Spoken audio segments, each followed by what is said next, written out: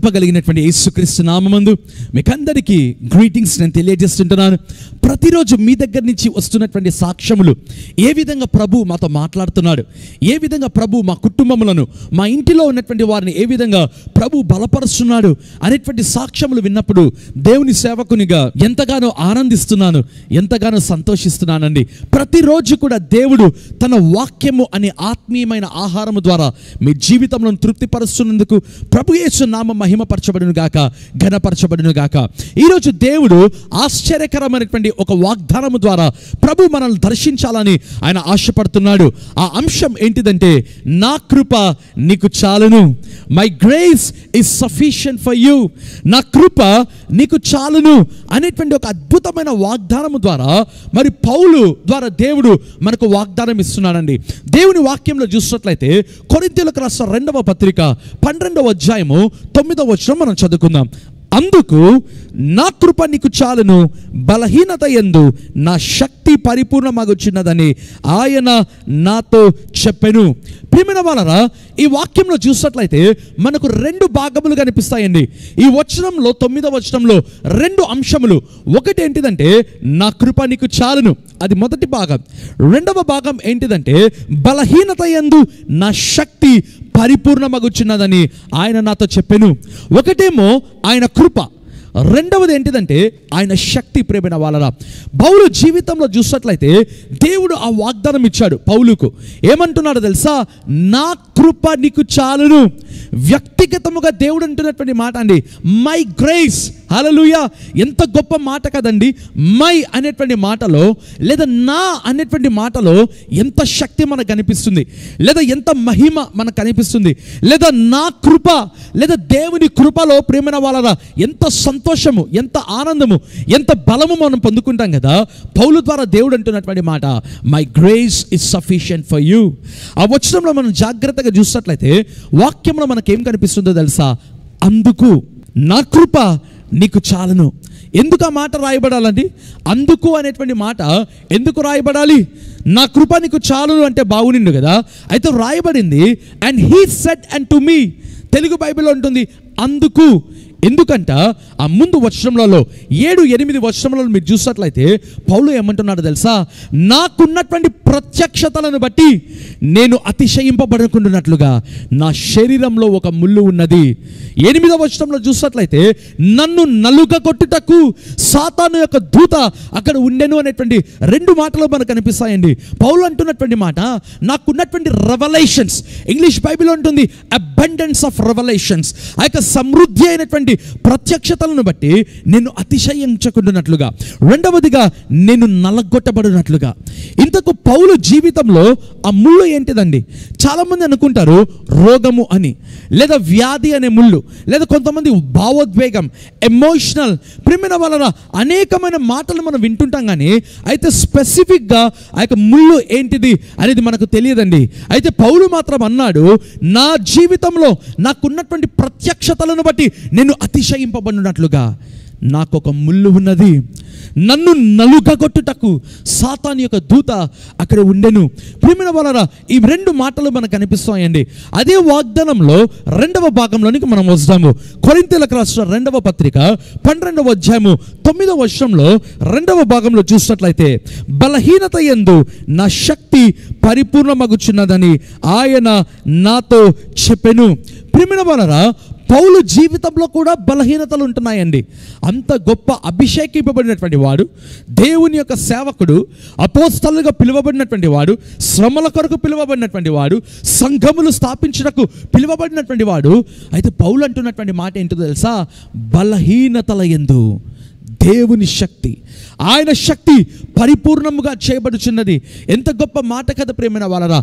మొదటిగా చూసినట్లయితే my grace is sufficient for you. రెండవదిగా చూసినట్లయితే నీ బలహీనతల యందు ఆయన శక్తి పరిపూర్ణంగా చేయబడుతుంది. ఈ 2 మాటలు ప్రియమైన వాళ్ళరా, నీ జీవితంలో ఒకవేళ ఏదైనా బలహీనత ఉందా, లేదా ఎక్కడైనా కృంగిపోయి ఉంటున్నావా, లేదా ఎక్కడైనా డిప్రెషన్లో ఉంటున్నావా? ప్రియమైన వాళ్ళరా, ఒకవేళ నా జీవితంలో ఇంకా నేను సరిపోను, నేను అర్హత లేనివాణ్ణి, లేదా ఇంకా ఏమైనా నువ్వు ఒకవేళ అనుకుంటుండవచ్చు, దేవుడు నీకు ఇస్తున్నటువంటి వాగ్దానం ఏంటిదో తెలుసా? My grace is sufficient for you. నా కృప నీకు చాలును, నీ బలహీనతల యందు ఆయన శక్తి పరిపూర్ణంగా చేయబడుతుందండి. ఫుల్నెస్ ఆర్ కంప్లీషన్, పరిపూర్ణముగా. అంటే నీ జీవితంలో ఆ బలహీనత వలన ఎక్కడో లేమి ఉంది కదా, లేదా ఎక్కడో కొరత ఉంది కదా. అయితే దేవుడు ఇస్తున్నటువంటి వాగ్దానం ఏంటిదో తెలుసా? ఆయన శక్తి పరిపూర్ణం చేస్తుందంట అండి. బైబిల్లో చూసినట్లయితే లూకా సువార్త 1వ అధ్యాయము 30వ వచనం మనం చూసుకుందామా? Luke chapter 1 and verse 30. మరియా, భయపడకుము, దేవుని వలన నీవు కృప పొందితివి. ప్రియమైన వాళ్ళరా, ఇక చూసినట్లయితే గబ్రియేలు అనేటువంటి దేవదూత మరియ దగ్గరికి వచ్చి అంటున్నటువంటి మాట, అమ్మా భయపడకుము, దేవుని వలన నీవు కృప పొందితివి. ఆ ముందు వచనములలో మీరు చూసినట్లయితే దేవదూత ఏమంటాడో తెలుసా? దయాప్రాప్తురాలా, నీకు శుభము, ప్రభువు నీకు తోడై ఉన్నాడు. ఆ ముందు వచనములలో చూసినట్లయితే అండి, దేవుడు నీకు తోడై ఉన్నాడు, ప్రభువు నీకు తోడై ఉన్నాడు. ఆ తర్వాత చూసినట్లయితే దేవదూత అంటున్నాడు, భయపడకుము, దేవుని వలన నీవు కృప పొందితివి. ప్రియమైన వలన అక్కడ మరియ భయపడాల్సిన అవసరం ఏమైనా ఉందా అండి? దేవదూత ఏమైనా వచ్చి ఒక నెగిటివ్ న్యూస్ చెప్పాడా? లేదే. దేవదూత అన్నటువంటి మాట, నీవు దేవుని వల్ల కృప పొందితివి. లేదా ముందు వర్షంలో చూసినట్లయితే దేవదూత అన్నటువంటి మాట, దయాప్రాప్తురారా, నీకు శుభము, I have a good news for you. నీకు శుభము ఏంటిదంటే ఒక గుడ్ న్యూస్, దేవుడు నీకు తోడై ఉన్నాడు. అయితే ఎందుకు మరియా భయపడిందండి? ఇంగ్లీష్ బైబిల్లో చూసినట్లయితే ఏమని ఉంటుందో తెలుసా? దేవదూత ఎప్పుడైతే మరియతో మాట్లాడాడో ఇంగ్లీష్ బైబిల్లో ఉంటుంది, Mary was troubled, Mary was greatly troubled. ఇంకొక బైబిల్ వర్షన్స్లో ఉంటుంది, మేరీ వాస్ కన్ఫ్యూజ్డ్. ప్రియమైన వాళ్ళరా, నీ జీవితంలో కూడా ఒకవేళ ఎక్కడైనా భయంకరంగా డిస్టర్బ్ అయి ఉంటున్నావా, లేదా నీ జీవితంలో ఎక్కడైతే కృంగిపోయి ఉంటున్నావా, లేదా గందరగోళమునకు నువ్వు ఒకవేళ గురి ఉంటున్నావా, ఈరోజు దేవుడు ఇస్తున్న వాగ్దానం ఏంటో తెలుసా? దేవుని వలన నీవు కృప పొందేటువంటి వ్యక్తి అవుతావు. ప్రియమైన వాళ్ళరా, మరియ జీవితంలో అసలు కృప ఏ విధంగా పనిచేసిందండి?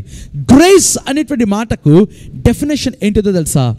Unmerited favour given to undeserved. Unmerited favour to undeserving. ఏ యోగ్యత లేనివారు పొందుకునేటువంటిదే దైవికమైనటువంటి కృప. హల్లెలూయా. ఏ యోగ్యత లేనటువంటి వాళ్ళు, ఏ అర్హత లేనటువంటి వాళ్ళు పొందుకునేదే దైవికమైనటువంటి కృప అండి. మరియా ఏమంటుందో తెలుసా? తన దాసురాలి యొక్క దీన స్థితిని ఆయన కటాక్షించను. ఆమె విమెన్ ఆఫ్ లో ఎస్టేట్. తన దాసురాలి యొక్క దీన స్థితిని కటాక్షించను. ఆమె హ్యాండ్ మేడన్. నేను ఒక దీనురాలను, దాసురాలను. అందుకే దేవుని దూత అంటున్నటువంటి మాట, దేవుని వలన నీవు కృప పొందితివి. ప్రియమైన వలన ఆ కృప ఏంటిదో తెలుసా? ఎంతోమంది ఉంటున్నారు ఆ ఇశ్రాయేల్ దేశంలో. అయితే యేసుక్రీస్తు కన్య మరియ యొక్క గర్భమును మాత్రమే ఎంచుకున్నాడు. అందుకే అంటున్నటువంటి మాట, దేవుని వలన నీవు కృప పొందితివి. యెషయా ద్వారా ఇవ్వబడినటువంటి ప్రవచనము ప్రియమైన వలన యెషయా గ్రంథంలో రాయబడి ఉంటుంది కదా, ఇదిగో కన్యక గర్భవతి అయి కుమారుని కనును, ఆయనకు ఇమ్మానుయేలు అను పేరు పెట్టుదురు. ఒక గంభీరమైన వాగ్దానం. ఆ వాగ్దానము నుంచి కూడా ఎంతోమంది ఎదురు చూస్తారండి. ఎంతోమంది కన్యకలు ఎదురు చూస్తారంట. చాలామంది పండితులు చెప్తారు, ప్రియమైన వాళ్ళరా, బైబిల్ స్కాలర్స్ చెప్తారు, ఎంతోమంది ఎదురు చూస్తారు వారి గర్భంలో యేసు రావాలి అని. అయితే మరియా మాత్రమే కృప పొందింది. Mary was highly favoured.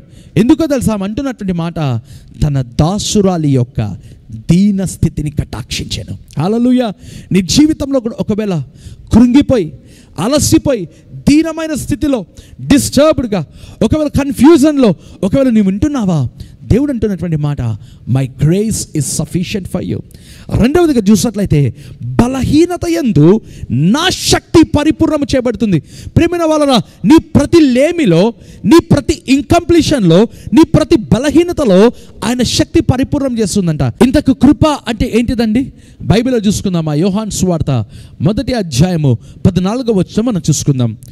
ఆ వాక్యము శరీరధారి అయి కృపా సత్య సంపూర్ణుడుగా మన మధ్య నివసించెను. ప్రియమైన వాళ్ళరా, ఇక్కడ చూసినట్లయితే యోహాను భక్తుని ద్వారా దేవుడు పలుకుతున్నటువంటి మాట ఏంటిదో తెలుసా? ఆ వాక్యము శరీరధారి అయి కృపా సత్య సంపూర్ణుడుగా మన మధ్య నివసించెను. Then what is the grace of God and who is that grace? ఆ కృప ఏంటిదో తెలుసా? మొదటిగా చూసినట్లయితే ఆ యొక్క యోహాను సువార్త 1:1 ఉంటుంది, ఆదియందు వాక్యము ఉండెను, ఆ వాక్యము దేవుని యొద్ద ఉండెను, ఆ వాక్యము దేవుడై ఉండెను. 14వ వచనంలో చూసినట్లయితే ఆ వాక్యము ఏంటిదంటే, ఆ వాక్యము దేవుని యొక్క వాక్యం. ఆ వాక్యము శరీరధారి అయి కృప సత్య సంపూర్ణుడుగా మన మధ్య నివసించెను. Full of grace and truth. ప్రియమైన వాళ్ళ, మన ప్రతి బలహీనతలలో ఆయన పరిపూర్ణత కలిగించేటువంటి దేవుడు. మన ప్రతి బలహీనతలలో ఆయన సంపూర్ణత ఇచ్చేటువంటి దేవుడు. కారణం ఏంటో తెలుసా? ఆ వాక్యమే దేవుని కృప. యేసే దేవుని కృప అంటున్నాడు. What is the grace of God? దేవుని కృప అంటే ఏంటిదో తెలుసా? Nothing but the son of God. ఆ యొక్క యేసు క్రీస్తు అయి ఉన్నాడండి. నీ జీవితంలో తెలుసుకోవాలి ప్రియమైన వాళ్ళరా, యేసే నీ కృప అంటున్నాడు. ఆయన నీ జీవితంలో చాలును ప్రియమైన వాళ్ళరా. Jesus is your grace. యేసు నీ కృప అయి ఉన్నాడు. ఆయన నీ జీవితంలో చాలినటువంటి దేవుడు. నీ ప్రతి బలహీనతలలో, నీ ప్రతి కృంగినటువంటి స్థితులలో, డిప్రెషన్స్లో, ప్రతి విషయంలో కూడా ఆయన నీకు చాలినటువంటి దేవుడు అంటున్నాడు.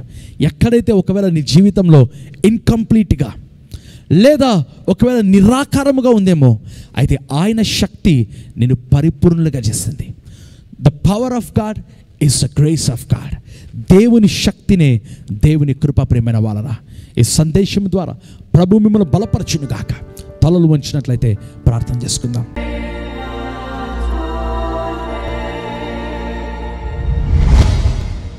కృప కలిగిన దేవా, దయగలిగిన మా ప్రభువా, ఈరోజు మాకు ఇచ్చిన అద్భుతమైన వాగ్దానం, నా కృప నీకు చాలును, బలహీనతల యందు ఆయన శక్తి పరిపూర్ణంగా చేయబడుతుంది అనే వాగ్దానము నాయన మీరు ఇచ్చి ఉంటేనే కానీ నీకు స్తోత్రం ప్రభువా. అయ్యా, నీ ప్రియ బిడ్డలతో ప్రభు మీరు ఇచ్చిన సందేశముకై నీకు స్తోత్రం నాయన. ఎవరి జీవితంలో అయితే ప్రభువా అర్హత లేదు, మాకు మేము ఎన్నిక లేని వారం, ఎంపిక చేయబడినటువంటి వారం, విడువబడినటువంటి వారం అని ఒకవేళ అనుకుంటున్నారు, తను డిస్టర్బ్గా ఉంటున్నాం, కన్ఫ్యూజన్గా, గందరగోళంగా ఉంటున్నాం అని ఒకవేళ అనుకుంటున్నారేమో ప్రభా, వారందరికీ నాయన ఈ సందేశం నువ్వు ఇచ్చింటేనే కానీ నీకు స్తోత్రం నాయన. ఏ శరీరంలో అయితే ప్రభా రోగములు, బాధలు, వ్యాధులు ఉంటున్నాయో యేసయ్యా స్వస్థపరచండి. Heal them Lord. స్వస్థపరచండి ప్రభా. కడుపులో ఉన్న ప్రతి మంటను మీరు తీసివేయండి. ఛాతిలో ఉన్న నొప్పి మీరు తీసివేయండి. ప్రతి విషయంలో తండ్రి నీ కృపను మీరు కనపరచమని ప్రార్థిస్తూ యేసుక్రీస్తు నామమున నాయన ఈరోజంతా కూడా మా జీవితంలో నీ కృపను, నీ మంచితనమును మేము అనుభవించినట్లుగా సహాయం చేయమని యేసు నామమున ప్రార్థించి వేడుకుంటున్నాను తండ్రి. ఆమేన్. ప్రియమైన వాళ్ళరా, దేవుని కృప మీ జీవితంలో విస్తారముగా ఉండును గాక. మీ ప్రతి బలహీనతలో ఆయన శక్తి మిమ్మల్ని పరిపూర్ణంగా చేయను గాక. ఈ యొక్క యూట్యూబ్ లింక్ని మీ వాట్సాప్ గ్రూప్స్లో, ఫేస్బుక్ గ్రూప్స్లో మీరు షేర్ చేయండి. మీ ఫేస్బుక్ పేజెస్లో మీరు షేర్ చేయవలసిందిగానే కోరుతుంటున్నాను. దేవుడు మిమ్మల్ని దీవించును గాక. ఆమేన్.